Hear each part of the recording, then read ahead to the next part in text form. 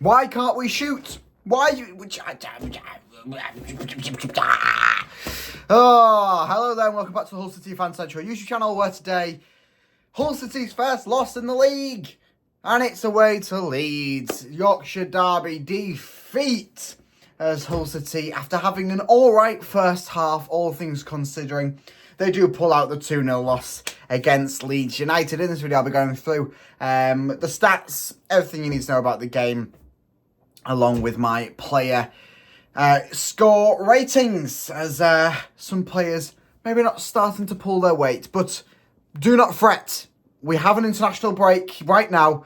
From this moment forwards until we play Sheffield United on the 13th of September, the squad have a break and there's only a few players out doing international duty. So it should be a good time for majority of the players to get to grips with Volta ball. And it's certainly needed, otherwise we might not see Tim Volta last this long and also get his first win as a Hull City manager.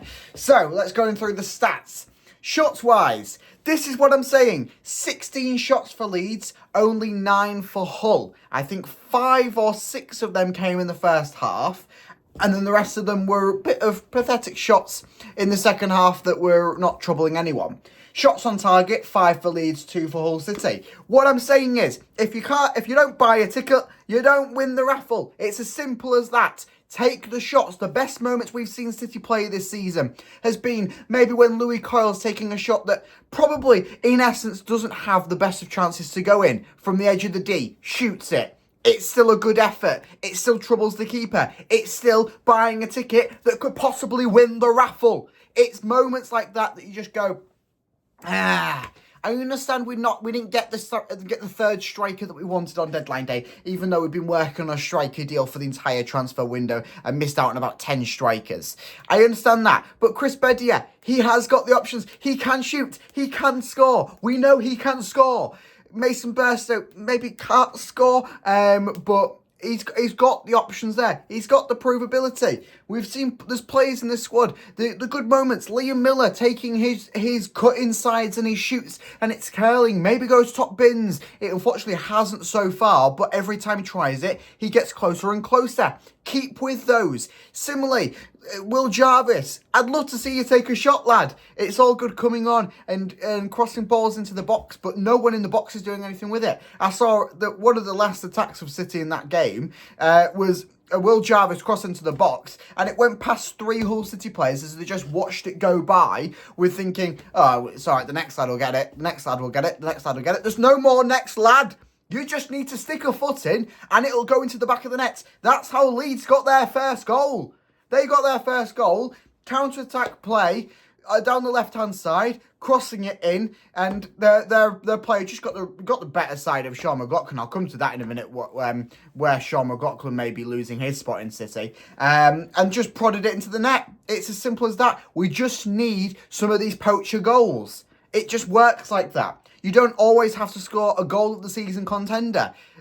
You just need a poacher goal every now and again to keep everything afloat, keep the goals coming, keep the wins coming. We haven't won a game under Tim Volta yet, and the main factor is that the team aren't striking. They aren't attacking. They aren't attacking in the way that you do to score goals. They can get the ball up there. They can get the ball into the box. They can do all of that. It's just as soon as they get with the threat, I'm 10 yards away from goal, I do not know what to do. And it's just like the entire footballing ability disperses from their body. You're in front of goal, take the chance. If you miss, if it gets saved, so what? Que sera, sera. At least you still had a chance. Buy the ticket and you can win the raffle. If you don't buy the ticket, you might as well sod off home.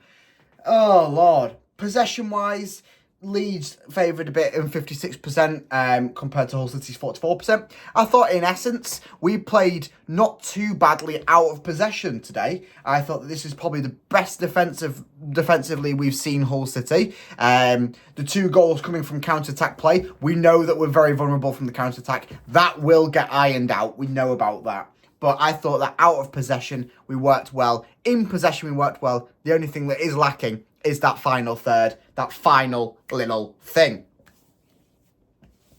Passing-wise, 508 passes for Leeds, 467 for Hull. Pass accuracy, 90% for Leeds, 87% for Hull. Fouls-wise, 12 for Leeds, 15 for Hull. I mean, the referee was, woohoo, it was on and off that whistle and only gave out 3 yellow cards, 2 for Leeds and 1 for Hull City.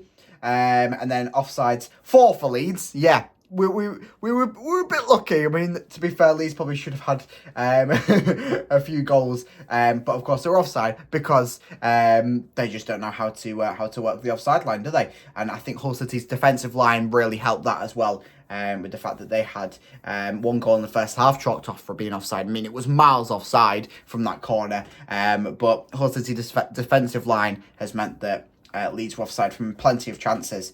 And corners-wise, to be fair, the corners today, I thought have been the best we've seen City play. They've gone for the short options, but then they've also, later on in the game, I don't think they made a short corner in the second half. I think every ball was whipped into the area, and you're going, oh, we've got Chris Bedia in, he's, 6'2", we've got Alfie Jones, Sean McLaughlin up. So one of them can head it in, and it's one of them. That's similar to what I'm saying with the striker. Just buy a ticket, and you can win the raffle. If you don't buy a ticket, you can't win the raffle. That's the tagline of Hull City at the moment. Crossing, corner, get it into the box, get it on someone's head. Chris Bedia, Alfie Jones, Sean McLaughlin, all of them can score a header.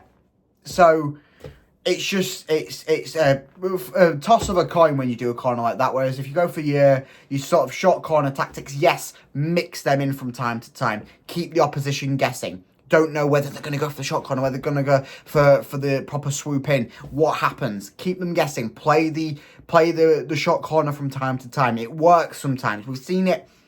Other teams in the league, in the Premier League, they're going for that short corner tactic that's sort of is starting to become a bit more popular, and it's working. It's working for other teams, and it will eventually work for Hull City. But just don't rely on it every time. So let's go into my Hull City scorecard. Predictions, actual scorecards. We're not predicting anything. We've seen it. We've seen the disaster was a 2-0 loss to Leeds. Disaster's maybe a bit too far. The first half was actually all right playing from City, and there was some positive moments, I must say. Ivor Panda, he's having a fantastic time, isn't he? The 2 goals that he conceded, first one, not his fault.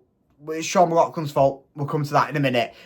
Second one, yeah, it's a 2-on-1 scenario in essence. There was a defender there. I can't remember who the defender was for City. But it was a 2-on-1 scenario.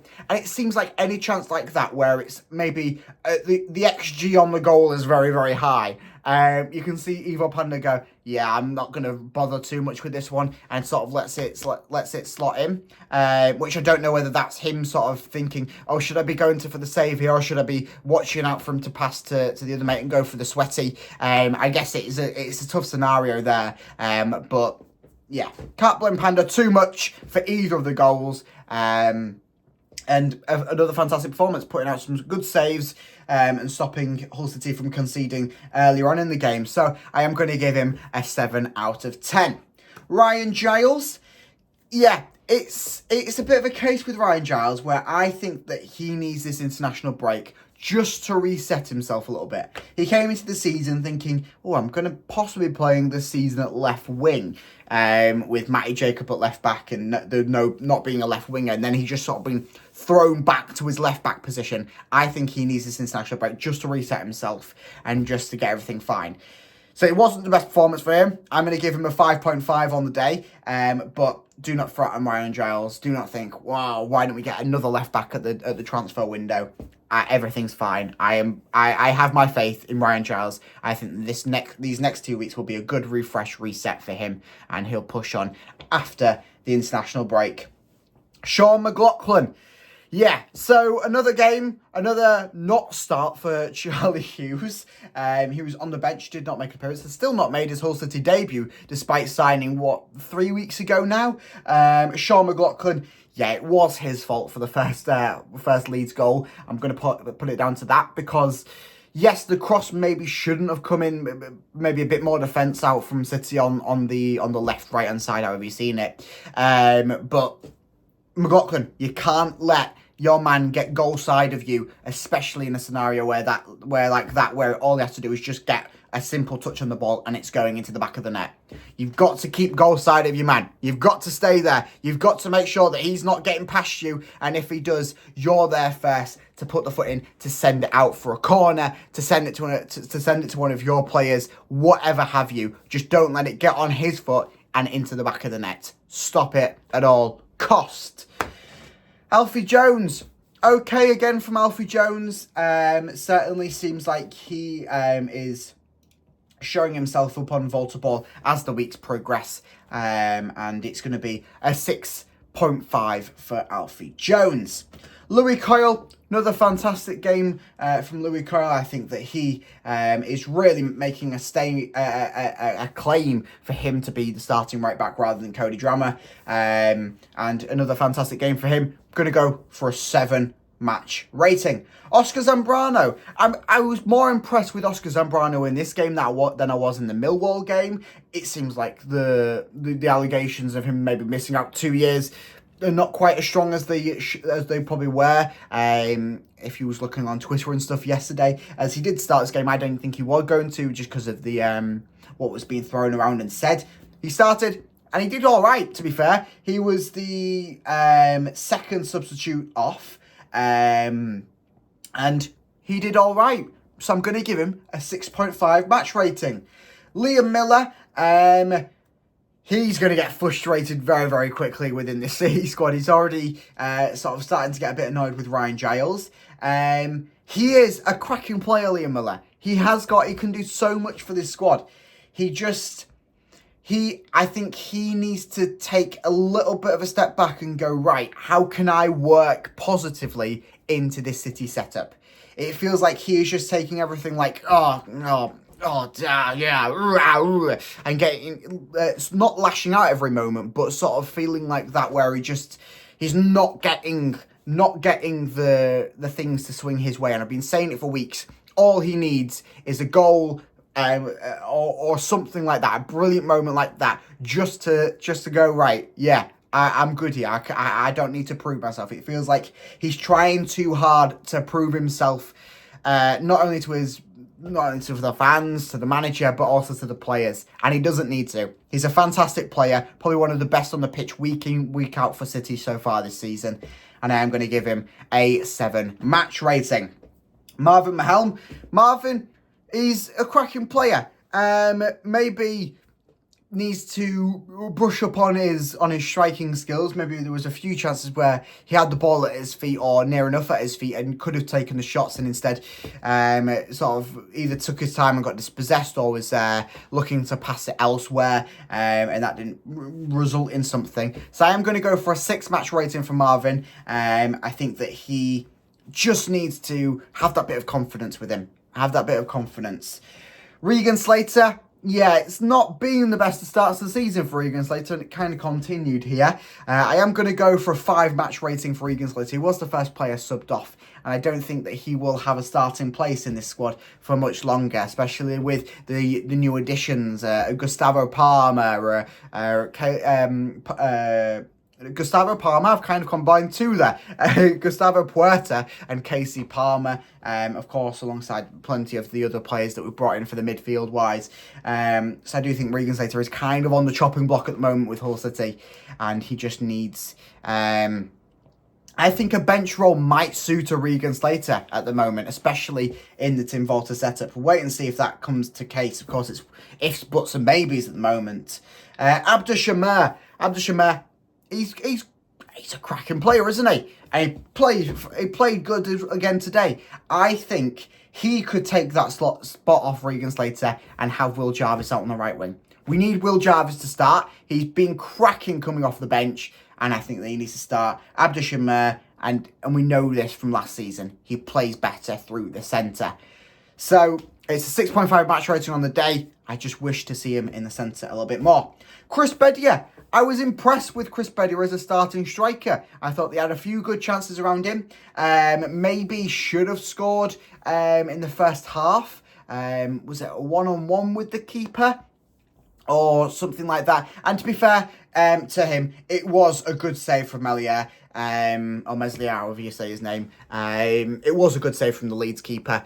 maybe could have gone for a little bit more of a placement rather than just a power at him shot. But if that's the kind of striker Chris Benier is, that's worked for him so far. Don't go changing things like that. Just unfortunate on the day for it not to bulge to the back of the net and make it 1-0 Hull City in that first half. So a bit unfortunate there. The players that came on, Xavier Simons, I'm going to give him a 5.5. Didn't see too much of him. He seems like he will be in rotation place with Oscar Zambrano this season.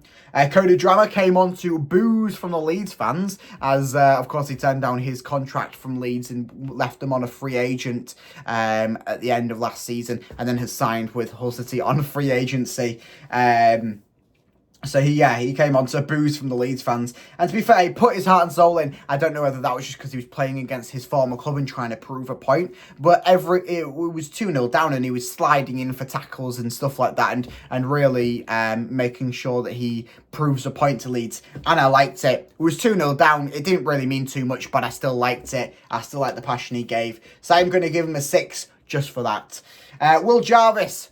It's a 6.5. And this man needs to be starting. If he hasn't started a game before the end of next month, I will be questioning things massively. Yes, it's trying to find a spot to slot him into that starting 11. But with the rotation that we've got, with the backlog that we've built, the rotation will be working throughout this season.